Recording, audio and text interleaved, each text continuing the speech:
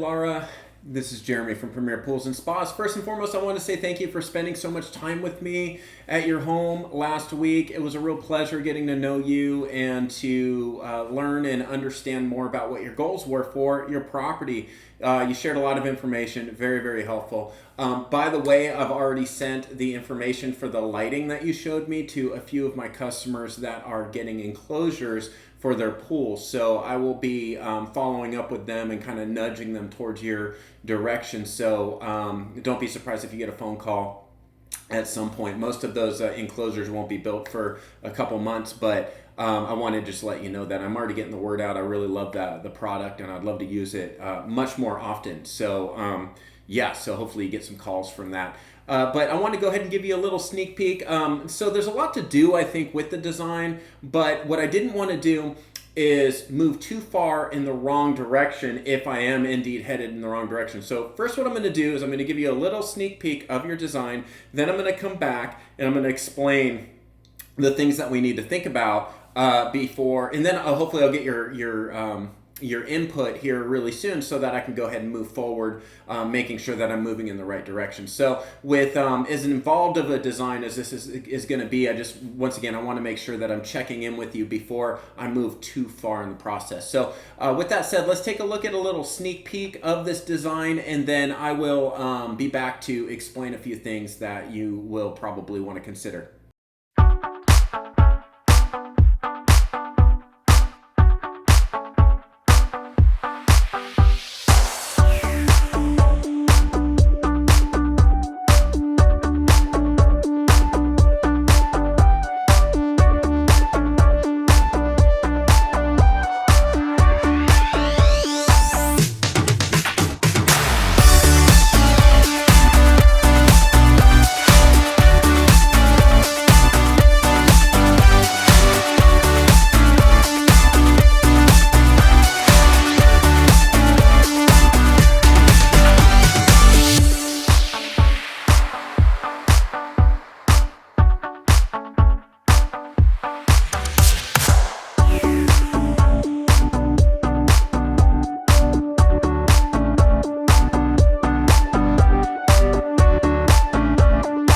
Hello, I am back, and I wanted to go ahead and just walk through this design for you and then make a couple recommendations. So I don't want you to get too caught up with the colors of like the decking and the coping and the interior finish and the tile and all those different options.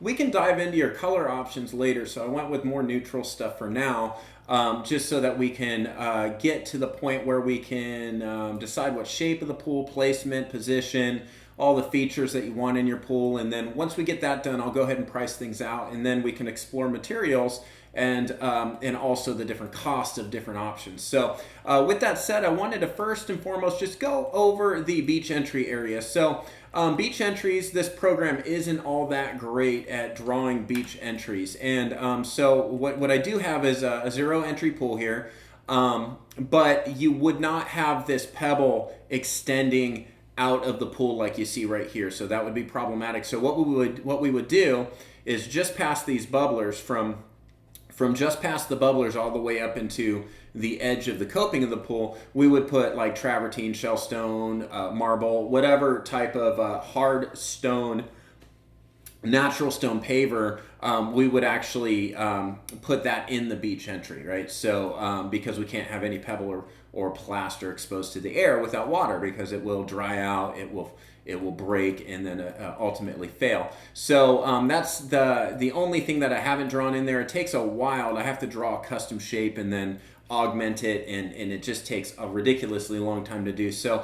But with that said, what I wanted to really do is encourage you not to do a beach entry, because I feel like, yes, we've got the beautiful aesthetic of a beach entry, but as you can see, even with this size pool here, we are losing an entire shallow end, because in order to keep the slope, and this slope right here is actually too steep, right? So if I made this less steep, then we would lose even more of our depth on the other side of the pool. So the problem with beach entries is, in order to do a proper beach entry, as we had mentioned, in order for me to get to, say, 0 to maybe 3 feet of depth, I need 36 feet of length in order to get a proper beach entry slope, which is going to be comfortable enough to walk down, and then also not too steep to the point where you couldn't put furniture on it. So this is comfortable up to, I say, just past the bubblers, but then we have to slope it down really hard to get into a deep end, and that's an uncomfortably steep slope right there. So I'm gonna go ahead and keep you on the video here. I'm gonna do a couple things. Let's go to our 2D right here, and I'm gonna show you what I would recommend doing instead, using a tanning ledge to make this happen. Oh, before we get there, actually, let's go back to 3D. And you can see that I was trying to do something with the entries to, like you see the entry here, I was trying to still give you a comfortable entry on the back end of the pool that didn't have that huge slope. But now that I'm gonna recommend something else, I'm gonna go ahead and take these steps away, all this stuff away, and I'm going to show you what I would recommend for the sake of having a much more functional pool. So let's go to our pool mode here.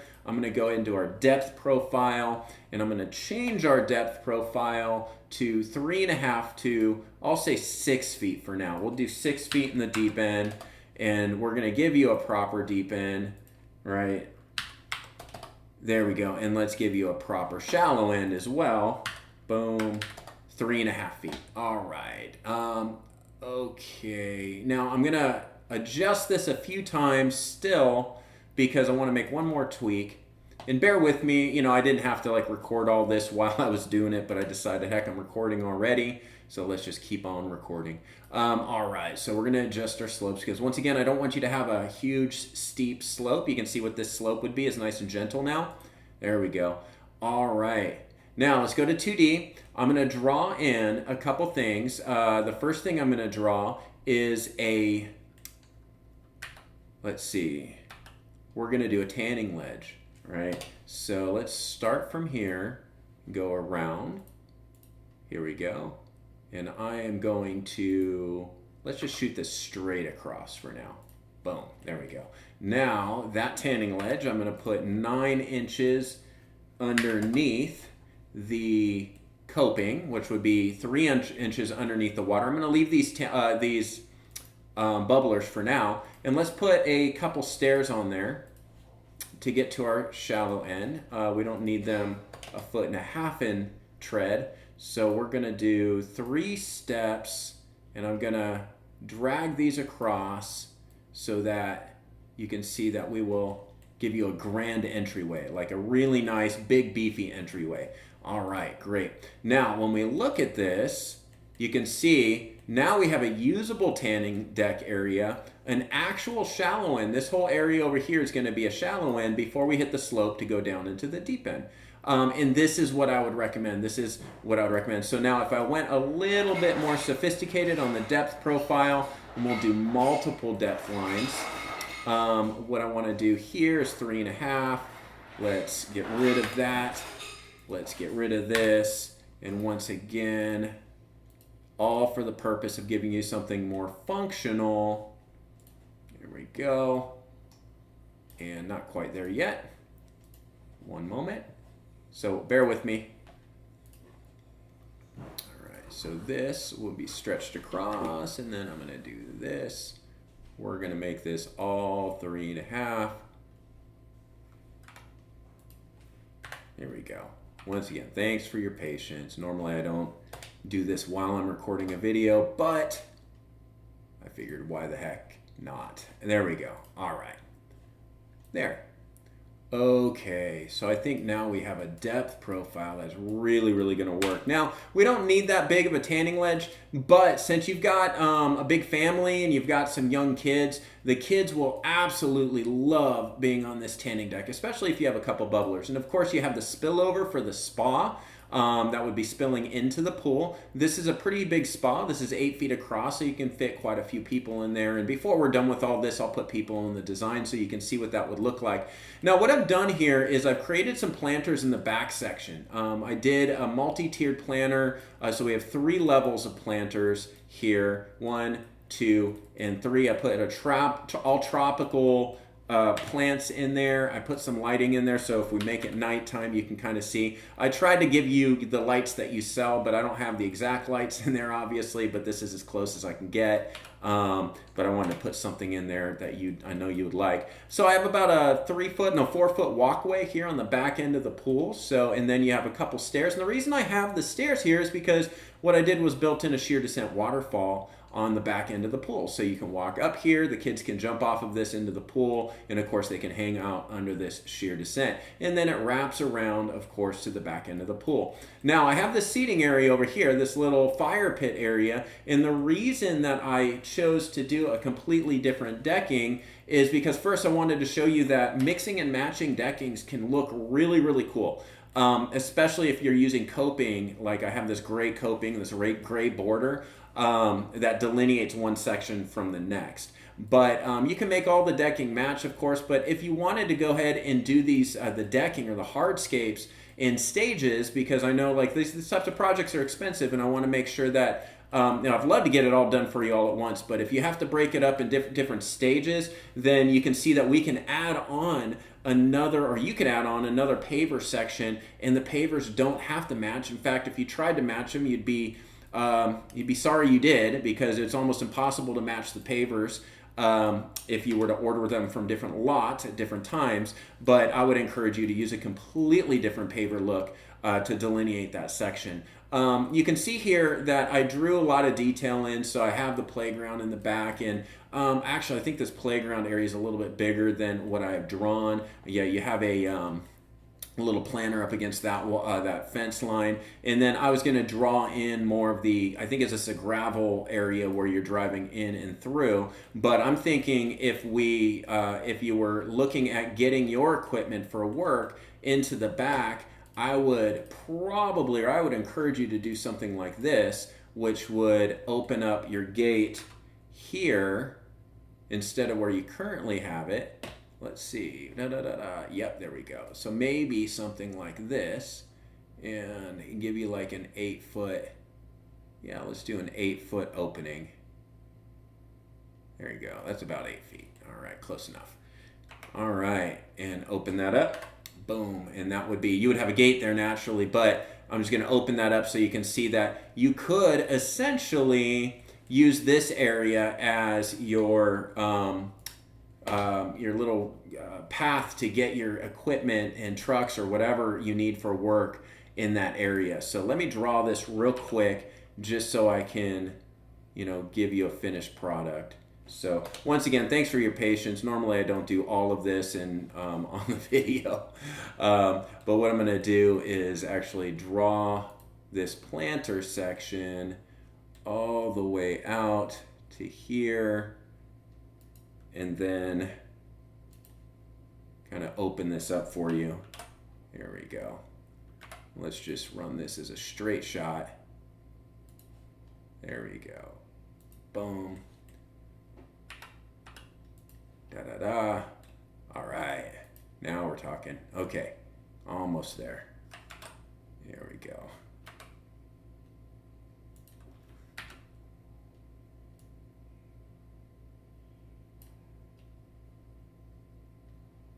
There we go. Okay. And stretch it across. And let's finish that. All right, so we're going to change this. And I'm thinking something like a gravel. So if we put some gravel in here. Here we are.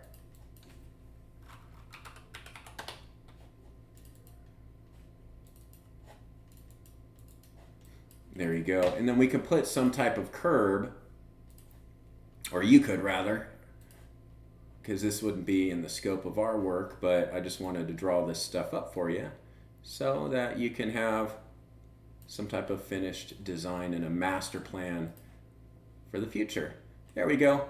All right, there you go. So now you could use that to come through and get to this back area. So, but anyways, I'm happy to draw whatever whatever you want to see. But this would be my recommendation right here. So this is going to give you a more functional area. It's going to give you a true shallow end. If you want a true beach entry, it's just really, really hard to make that work with such a, unless you have a massively large pool. And obviously we've got space constraints, and then of course, larger the pool, the more money you're going to spend. And I know you don't want the whole yard to be pool. You want to be able to have your landscaping and your fire pit area, etc., etc. So let's turn off the sun and show you what that would look like lit up. So you've got 2 lights in the pool itself and 1 light in the spa.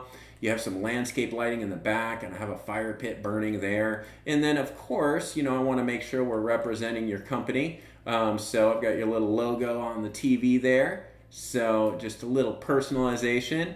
But there you go. And I haven't put the furniture under the patio just yet. But before we're done, I will have all this dressed up and exactly the way you want it. So with that said, thanks for watching this long video.